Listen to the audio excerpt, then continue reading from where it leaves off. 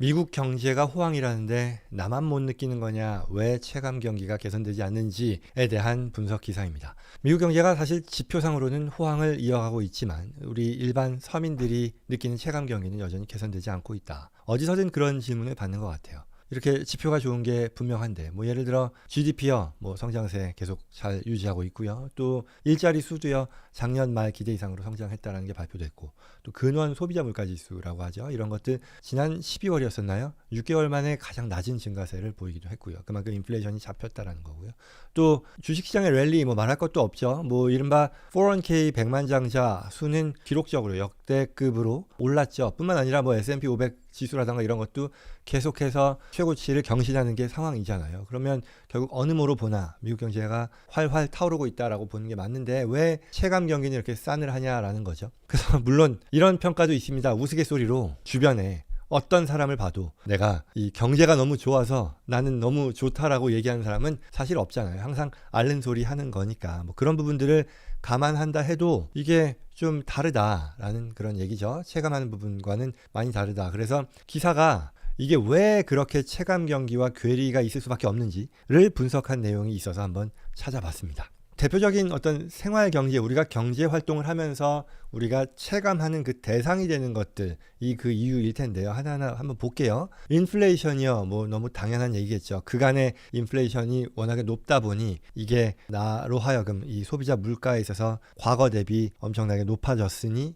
이게 부담스럽다라는 건데 2022년 최악의 상황과 비교하면 상당히 낮아진 건 합니다만 그럼에도 불구하고 이게 인플레이션이 낮아졌다는 게 물가가 꺾였다라는 게 아니라 올라가는 이 속도가 줄었다 내지는 그런 얘기일 테니까 여전히 많은 어떤 소비자들이 체감하는 경제는 비관적이다라는 그런 얘기죠. 그리고 또한 뭐 임금의 상승이라는 게 뒷받침이 되어서 어느 정도는 인플레이션을 흡수함에도 불구하고 이렇게 올라간 가격을 선뜻 지불할 만한 소비자가 많지 않다라는 게 첫 번째죠. 그래서 어떤 이코노미스트들은 이 경제가 해줬으면 하는 그런 바라는 점들이 분명히 있지만 현재 상황이 거기에 부응하지 못한다라고 표현하기도 했었던 거죠.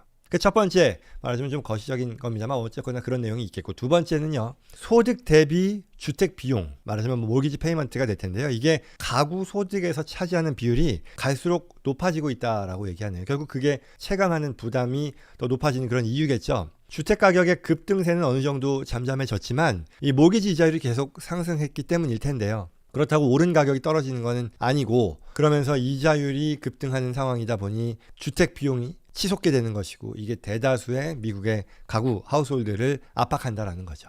그러면 주택 가격이 하락하지 않는 이유는 뭐냐? 매물 부족이다라는 거고요. 결국 주택을 구매했을 때 적용받았던 그 낮은 이자율을 과거에 그러니까 모기지가 낮았을 때 이거를 팔면 포기하는 거니까 공급을 안 한다는 거죠. 그러니까 이러한 이자율을 포기하지 않기 위해 이 주택의 소유주들이 집을 내놓지 않는 상황으로 이어지다 보니 결국은 매물 부족이고 그러면 주택 가격이 떨어지지 않는다라는 것이고요. 또 주택에 새 들어 사는 세입자의 사정도 마찬가지일 텐데요. 2021년부터 부모 집에서 독립하는 젊은 세입자 수가 급증하기 시작했고요. 그래서 임대 매물을 찾는 게 더 어려워지고 그러다 보니 결국 임대 수요의 증가가 임대료의 인상이라는 걸로 이어졌다는 그런 얘기죠. 그게 두 번째이고요. 세 번째는 또 자동차 할부금을 얘기한다는 거죠. 주요 생활비 중에 하나일 텐데 자동차 할부금이 우려할 만한 수준으로 지금 올라가고 있다고 합니다.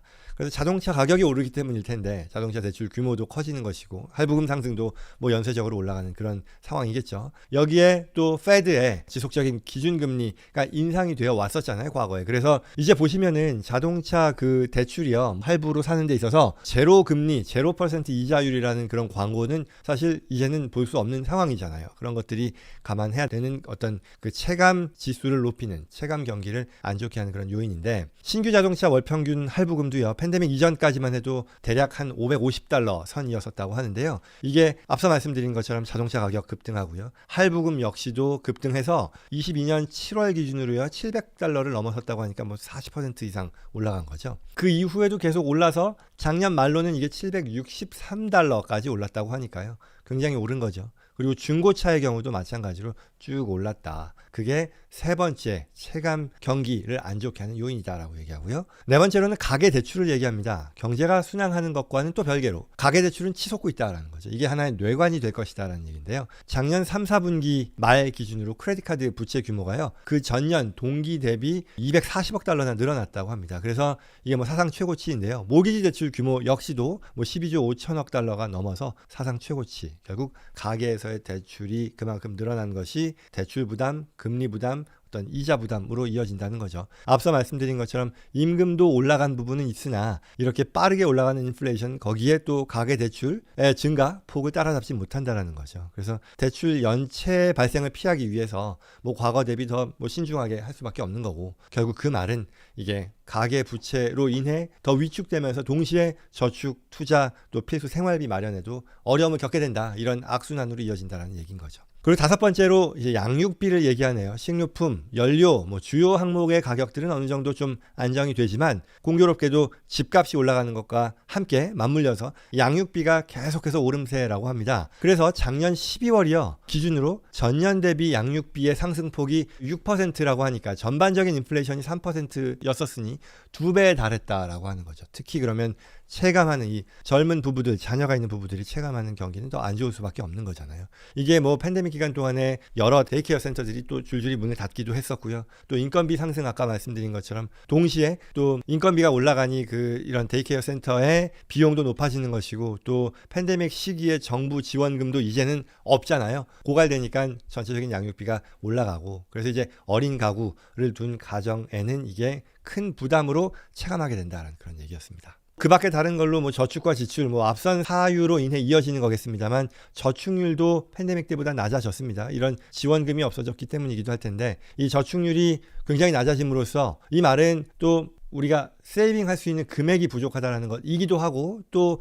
반대로는 이게 휴가 또는 뭐 기타 뭐 콘서트, 문화생활, 스포츠 경기, 관람 등에 사용할 수 있는 가용 현금이 그만큼 줄어든다는 거죠. 그게 더 팍팍해진다는 그런 얘기라고 할 수 있겠습니다.